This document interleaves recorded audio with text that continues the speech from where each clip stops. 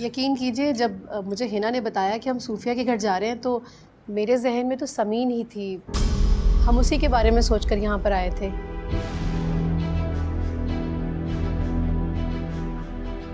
ये आप कैसी बातें कर रही हैं? मैंने तो वाज़ेह अल्फाज में कहा था कि रईस भाई की बेटी रूमी। आप बताएं ना हिना। दरअसल आप तो जानती हैं कि मेरा भाई हाईली क्वालिफाइड है, तो उसका जोड़ भी तो उसी के बराबर का होना चाहिए ना। और वैसे भी बच्ची अभी बहुत छोटी है, इसके तो पढ़ने लिखने के दिन है।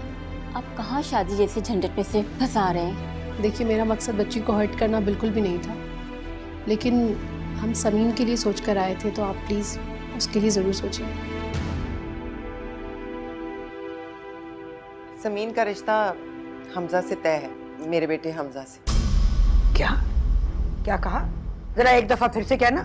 फुप्पो, मैं इन्हें बता रही हूँ कि समीन का और हमजा का रिश्ता तो बचपन से ही तय है ना? ना, बिल्कुल भी नहीं। हमजा की दुल्हन तो बनेगी मेरी हाला, इंशाल्लाह। हाँ,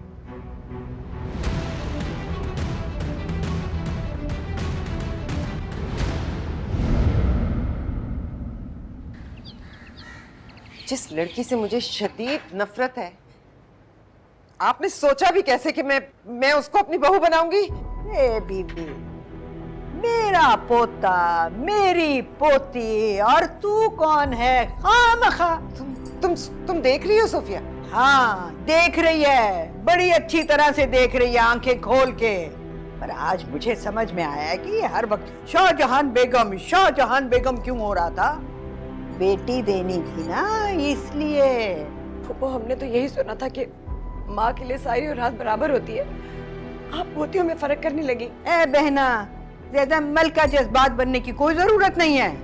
फर्क होता है तो चिताया भी जाता है।